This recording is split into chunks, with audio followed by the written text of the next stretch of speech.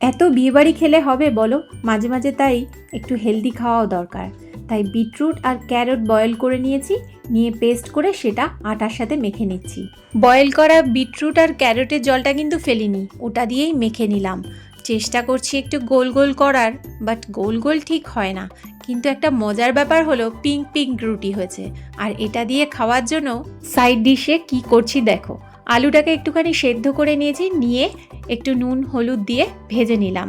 অন্যদিকে খুব ফ্রেশ পালং শাক পেয়েছিলাম যেন। শাকে যেহেতু খুব ধুলো ময়লা থাকে, তাই এর শিকড় বাকড় আলাদা করে নিয়ে বেশ খানিকক্ষণ জলে ভিজিয়ে রেখেছিলাম।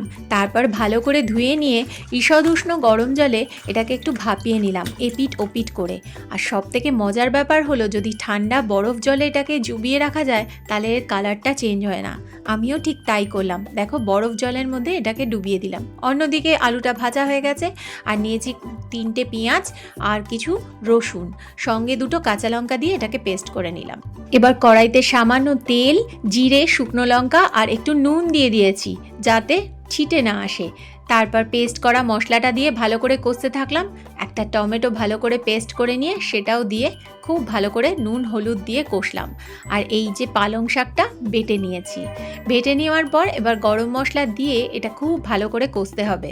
দেখো কালারটা কিন্তু চেঞ্জ হয়নি। আরেকটা কি জানো, এই পালং শাক বাটাটা রেখে দিয়েছি আরেকটা জিনিস বানাবো বলে। এবার একটু পোস্ত বাটাও দিয়ে দিয়েছি, কালারটা খুব সুন্দর হয়েছে না? আর রসনা তৃপ্তির জন্য বাড়ির লোকেদের যদি খুশি করতে চাও, যত ভালো কষবে তত ভালো টেস্ট হবে। দেখো কালারটা কি সুন্দর এসছে, জমে যাবে জাস্ট গরম গরম পিঙ্ক পিঙ্ক রুটির সাথে এই পালং শাক দিয়ে আলুর দম। তাহলে এটার কি নাম দেওয়া যায় বলো তো? আমায় কমেন্ট করে জানিও কিন্তু। আর একটু লুচিও ভেজে নিলাম, যার যেটা পছন্দ, লুচি দিয়ে আলুর দম খাবে বা পিঙ্ক রুটি দিয়ে। তো চলো গরম গরম লুচি আর আলুর দম একটু টেস্ট করে নিই। তো বন্ধুরা, আমার এই রেসিপি কেমন লাগলো? যদি ভালো লাগে একটা লাইক দিও, আর যারা আমার চ্যানেল সাবস্ক্রাইব করোনি চ্যানেলটা সাবস্ক্রাইব করে দিও।